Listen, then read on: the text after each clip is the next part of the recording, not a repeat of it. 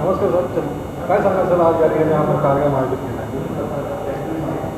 खरं म्हणजे हा अनौपचारिक कार्यक्रम आहे आणि या कार्यक्रमामागची पार्श्वभूमी अशी आहे की मुंबई शहरामध्ये अनेक आमचे मित्र राहतात. त्यांची अशी इच्छा होती की आपल्यातूनच एक माणूस आमदार झाला तर त्यांच्याशी आपला सुसंवाद करायचा आहे अशी त्यांनी इच्छा व्यक्त केली होती. तर ते निमित्त साधून आम्ही एक सुंदर असा एक कार्यक्रम घेण्याचा आमचा प्रयत्न आहे की युनियन पब्लिक सर्व्हिस कमिशनच्या परीक्षेमध्ये डॉक्टर बाबासाहेब आंबेडकरांच्या विचारावरती विश्वास ठेवून जी मुलं प्रगती करतात आणि आपल्या जीवनामध्ये उत्तुंग स्वप्न पाहून एक वेगळ्या पद्धतीचं जीवन जगण्याचं समाजाला दिशादर्शन करतात, त्या गुणवंत विद्यार्थ्यांचासुद्धा आपण छोटासा कार्यक्रम ठेवलेला आहे. जवळपास महाराष्ट्रातून युनियन पब्लिक सर्व्हिस कमिशनच्या परीक्षेमध्ये 10 ते 12 विद्यार्थी परीक्षेत उत्तीर्ण झाले. त्यांना वेगवेगळ्या प्रकारच्या कॅटेगरीज मिळालेल्या आहेत. त्यापैकी काही विद्यार्थी IAS झाले असतील, काही IPS कॅटेगरीमध्ये गेले असतील आणि काही विद्यार्थी अलाइट सर्व्हिसमध्ये सुद्धा गेले असतील. पण त्याची अजून अंतिम यादी आपल्यापर्यंत आली नसल्यामुळे ती वर्गवारी आम्हाला काही तुम्हाला सांगता येणार नाही. परंतु जे आपले अधिकारी आहेत, अनेक ठिकाणी काम करत आहेत, त्या अधिकाऱ्यांची हितगुज व्हावं आणि सामाजिक बांधिलकी म्हणून आपण मुंबईसारख्या शहरामध्ये काही वेगळा आगळा कार्यक्रम घेऊ शकतो का, जेणेकरून जे विद्यार्थी अनेक परीक्षेमध्ये पास होतात त्या गुणवंत विद्यार्थ्यांचा सत्कारसुद्धा झाला पाहिजे. त्या विद्यार्थ्यांच्या प्रेरणेने अनेक विद्यार्थीसुद्धा पुढे परीक्षेत येऊन त्यांनासुद्धा वाटलं पाहिजे की आपला सहकारी परीक्षेत पास होऊ शकतो, आपला एक मुलगा डॉक्टर होऊ शकतो, एक इंजिनियर होऊ शकतो, प्रशासनिक सेवेमध्ये सुद्धा जाऊ शकतो. तर त्यांचा एक आदर डोळ्यासमोर ठेवण्यासाठी हा एक छोटासा उपक्रम आम्ही इथं सुरू केलेला आहे. असं यश मिळालेलं आहे. अशा यशवंतांचा आपण सत्कार या ठिकाणी करण्याचं ठरवलेलं आहे. आपल्याला आश्चर्य वाटेल की महाराष्ट्रामध्ये जवळपास 10 ते 12 बौद्ध विद्यार्थी यावर्षीच्या केंद्रीय लोकसेवा आयोगाच्या परीक्षेमध्ये उत्तीर्ण झालेले आहेत. त्यापैकी 98% मंडळी ही अतिशय दुर्गम भागातली आणि अतिशय खेड्यापाड्यातली मंडळी आहेत. अतिशय काबाड कष्ट करून, खूप परिश्रम करून आपल्यासोबत आहेत हेतल पगारे. यांनी UPSC क्रॅक केलेली आहे आणि आनंदाची गोष्ट म्हणजे महाराष्ट्रीयन कुटुंबातील एक तरुण मुलगी यशस्वीपणे UPSCचे यशस्वीकर पार करते, पादांकनात करते, याचा मराठी म्हणून आपल्या सगळ्यांना अभिमान आहे. तर आज आपण त्यांची संवाद. ताई नमस्कार, आपलं स्वागत आहे. UPSCचं हे यश तुम्ही प्राप्त केलं, किती मोठा संघर्ष होता? खूप मोठा संघर्ष होता, कारण इंजिनिअरिंग झाल्यापासून 3-4 वर्षांपासून मी प्रिपेअर करते आहे. लास्ट इयर माझं MPSC थ्रू डेप्युटी कलेक्टर ह्यापदी सिलेक्शन झालं होतं आणि ह्या वर्षी मी UPSC क्रॅक केलेलं आहे. सो ही एक्झाम भरपूर गोष्टी टेस्ट करत असते. तुमचं पेशन्स, तुमची कन्सिस्टन्सी, तुमचं हार्डवर्क, हे सगळ्या गोष्टी मॅटर करतात. प्लस तुमचं पेशन्स सतत टेस्ट होत असतं, कारण बऱ्याच वेळा आपली एका अटेम्प्टमध्ये एक्झाम क्लिअर होत नाही. सो बऱ्याच वेळा 2-3 अटेम्प्ट्स लागतात, काही जणांना तर त्याच्यापेक्षा जास्तही अटेम्प्ट्स लागतात. सो हे करत असताना कुठेतरी सातत्याने हे करत राहावं लागतं. कुठेतरी आपल्या स्वतःवर बिलीव्ह करणं खूप महत्त्वाचं आहे, स्वतःवर विश्वास ठेवणं खूप महत्त्वाचं आहे आणि सेल्फ मोटिवेशन असणं खूप महत्त्वाचं आहे. सो बऱ्याच गोष्टी असतात आणि त्याच्यामुळे संघर्ष खूप महत्त्वाचा कोणता विषय घेतलेला की ज्या विषयाच्या अनुरूप तुम्ही अभ्यास केलात आणि परीक्षा क्रॅक केली? सो माझं ऑप्शनल पब्लिक ॲडमिनिस्ट्रेशन होतं आणि UPSCमध्ये ऑप्शनल खूप इम्पॉर्टंट आहे, कारण त्याने तुमचं बऱ्याच वेळा तुमचा रँक किंवा तुमचं सिलेक्शन होईल की नाही ह्या गोष्टी त्याच्यावर डिपेंडंट असतात. सो माझं ऑप्शनल वॉज पब्लिक ॲडमिनिस्ट्रेशन, तो माझा मेन सब्जेक्ट होता. सर्वसामान्यपणे जर पाहायला घेतलं तर UPSCची तयारी करणारे जे विद्यार्थी आहेत ते मोठमोठ्या क्लासेसमधून ॲडमिशन घेऊन परीक्षा पास होण्याचा प्रयत्न करतात. सर्वसामान्य कुटुंबातील विद्यार्थी तिथपर्यंत पोहोचू शकत नाही आर्थिक दृष्टीमुळे. तर तुम्ही काय त्यांना मार्गदर्शन कराल या संदर्भात? कोचिंग ह्या एक्झामसाठी इम्पॉर्टंट नाही आहे, बट एक गायडन्स असणं खूप इम्पॉर्टंट आहे. सो कोणत्याही तुमच्या मेंटरला किंवा टीचर्सच्या तुम्ही संबंधात असू शकता.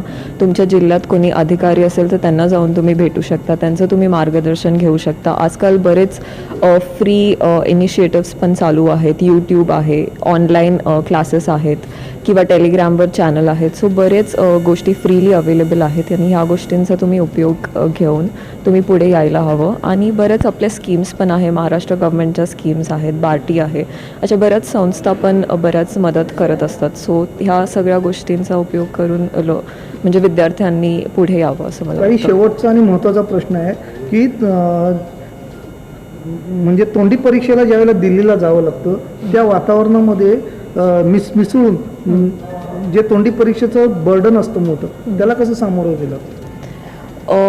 इंटरव्ह्यूच्या बाबतीत इम्पॉर्टंट गोष्ट म्हणजे कॉन्फिडन्स आहे. So all you have to work on is confidence. आणि तो कॉन्फिडन्स कुठून येतो तर तुम्ही किती हार्डवर्क केलेलं आहे, तुम्ही किती रिव्हिजन केलेलं आहे, तुम्ही किती प्रॅक्टिस केलेली आहे. जर तुम्ही नियमितपणे पूर्ण तुमच्या सिन्सिअरिटीने जर तुम्ही अभ्यास केलेला असेल, तयारी केलेली असेल तर आपोआप कॉन्फिडन्स बिल्ड होतो. आणि अजून एक गोष्ट म्हणजे मॉक इंटरव्ह्यूज पण असतात. सो हे मॉक इंटरव्ह्यूज देऊन पण बरेच लोक प्रॅक्टिस करू शकतात आणि त्याने आय थिंक इंटरव्ह्यू क्रॅक करणं इझी होतं. तुम्ही इंट्रोडक्शन म्हणजे माझं नाव हेतल पगारी आहे. ह्या वर्षीची UPSC 2020मध्ये माझा ऑल इंडिया रँक 630 आहे आणि मी I have qualified the UPSC examination. माझं शालेय शिक्षण हे मी नांदेडमध्ये केलेलं आहे. ज्ञानमाता विद्यालय ह्या स्कूलमध्ये मी होते. त्यानंतर माझं हायस्कूल हे मी मुंबईतून सेंट कोलंबा गर्ल्स हायस्कूलमधून पूर्ण केलेलं आहे. त्यानंतर माझं ग्रॅज्युएशन हे सिव्हिल इंजिनिअरिंगमधून मी पूर्ण केलं आहे आणि 2017पासून मी UPSC MPSC स्पर्धा परीक्षांचा अभ्यास मी सुरू केला. सो 2017पासूनची जी माझी जर्नी आहे it has been full of hard work, hardships आणि full of efforts and struggles. But finally I achieved what I was willing to. So 2017मध्ये मी अभ्यास सुरू केला. UPSCचाच मी अभ्यास करत होते, but I was targeting multiple exams. म्हणजे मी UPSC MPSC ज्या पण स्पर्धा परीक्षा आहेत त्या सगळ्यांचा मी अभ्यास सायमल्टेनियसली करत होते. Last year I qualified MPSC 2019 आणि त्यात माझं डेप्युटी कलेक्टर ह्यापदी सिलेक्शन झालेलं आहे आणि this year I qualified for UPSC. So ह्यामध्ये सपोर्ट खूप महत्त्वाचा आहे. सो माझ्यासाठी my family was always there for me, specially my dad and my mom. म्हणजे माझ्या आईचं खूप माझ्या मागे she has been a support. त्यांनी माझं सगळं काही बघितलं आहे आणि it's because of the support की तुम्हाला ते एक एन्थुझियाझम असतो आणि यू कीप वर्किंग हार्ड, मला असं वाटतं. So family support is very very important. Secondly I would like to thank all my mentors and my teachers ज्यांनी डे 1पासून माझ्यावर विश्वास दाखवला आणि त्यांना पूर्ण खात्री होती की मी ही एक्झाम कधी ना कधी क्वालिफाय करेलच. Because I also faced a lot of failures in the beginning, but they always believed in me and I made it to the list this year. So ही तयारी करत असताना support is very very important, your guidance is very very important आणि ह्या गोष्टी जर तुम्हाला मिळत असतील तर I think you can crack any exam, not just UPSC. तयारी करत असताना मेन म्हणजे एक्झामचा पॅटर्न असा आहे की it's prelims, mains and interview. So there are 3 stages. So तयारी सुरू करण्याच्या आधी it is very very important की आपण एक्झामचा पॅटर्न समजून घ्यायला हवा. एक्झाम कशी आहे, कशा पद्धतीने घेतली जाते हे सगळं आधी अभ्यास त्याचा करायला हवा. Secondly you have to know the syllabus of the exam. So syllabus एक्झामचा खूप इम्पॉर्टंट आहे. You have to go through the syllabus आणि you have to understand what the syllabus is all about.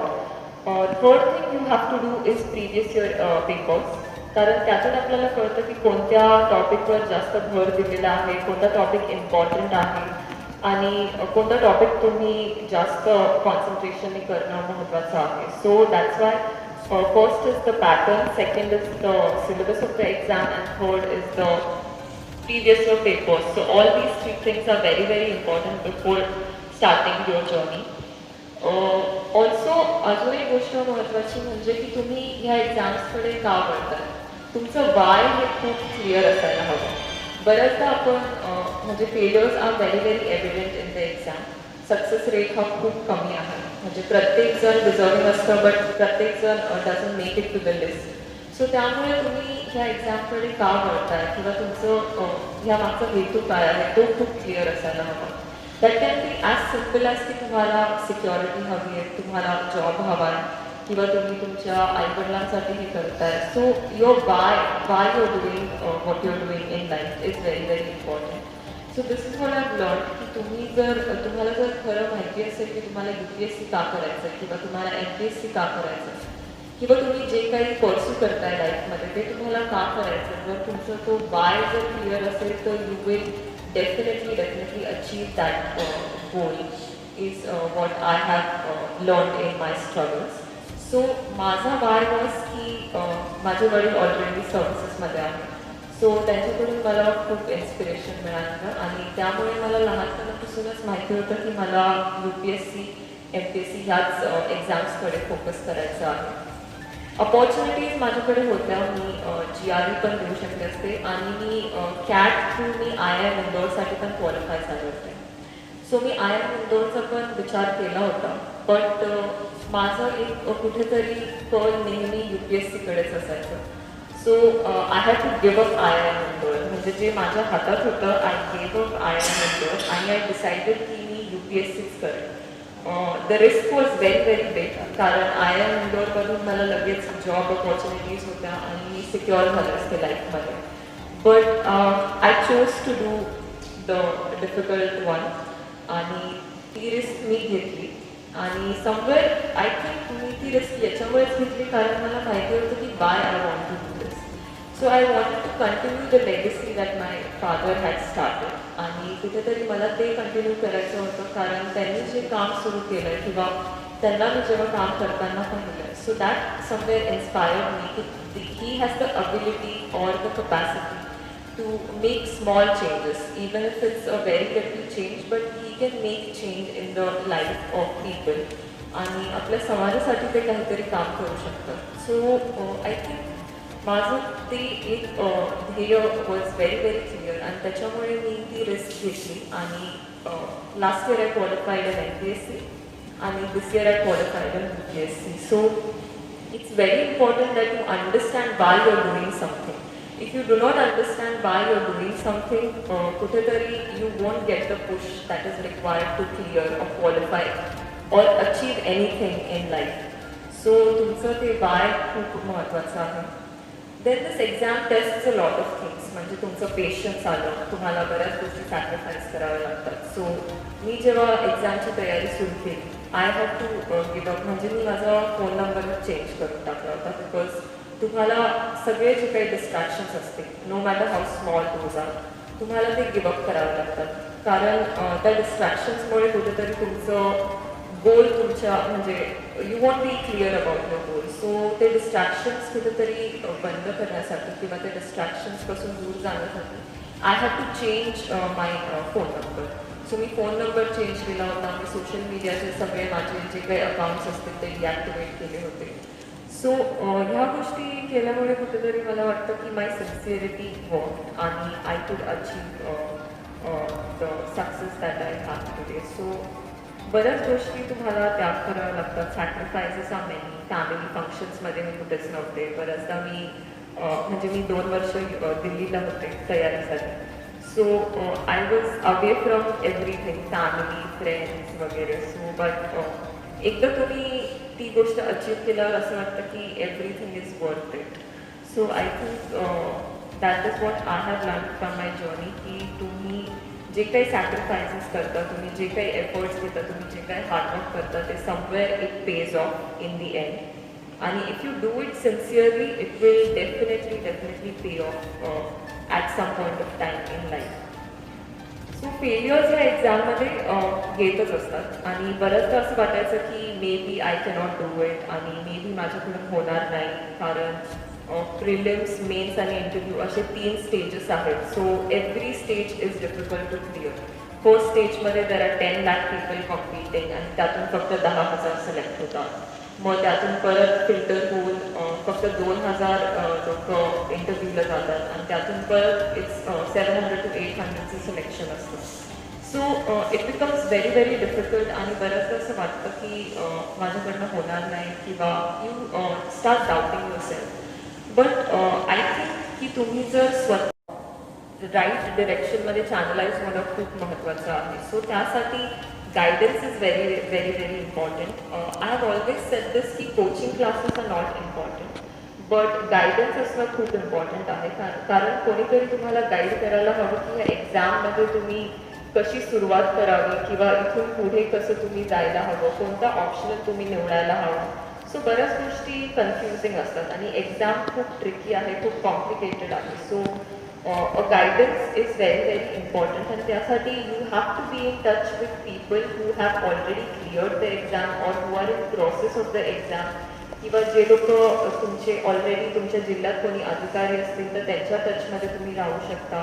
YouTube channels आहेत, online videos आहेत, ह्या सगळ्या गोष्टींचा तुम्ही फायदा घेऊ शकता आणि त्यातून तुम्हाला जे काही गायडन्स आहे ते मिळू शकतं. So guidance is very important in the exam to make the right decisions at the right time so that you do not waste your time in doing the wrong things. Wrong things पेक्षा तुमचे जे efforts आहेत ते एका right डिरेक्शनमध्ये channelise होणं खूप महत्त्वाचं आहे आणि त्यासाठी I think guidance is very very important. I have been very fortunate की माझे वडीलच IS असल्यामुळे मला घरी गायडन्स होतं. But I also have mentors who have always been there guiding me. आणि I think that has also somewhere helped me. कारण ते तुम्हाला सतत बूस्ट करत असतात, तुमचा कॉन्फिडन्स ते सतत बूस्ट करत असतात आणि ह्या एक्झाममध्ये कॉन्फिडन्स खूप महत्त्वाचा आहे. If you are not confident that you can do it तर कुठेतरी you will lack in some way or the other आणि त्यामुळे कोणीतरी सतत तुमच्यावर बिलीफ दाखवला तर I think it becomes very very easy and I been very fortunate in that case. कारण माझे mentors have always believed in me, my family has always believed in me and they have supported me in every way possible. So having patience, doing everything that you do sincerely and consistently, working hard and practicing that you do every single day, I think is the key to achieving success. आणि मला इथे बोलण्याची संधी दिल्याबद्दल लोखंडे सरांचे खूप खूप आभार.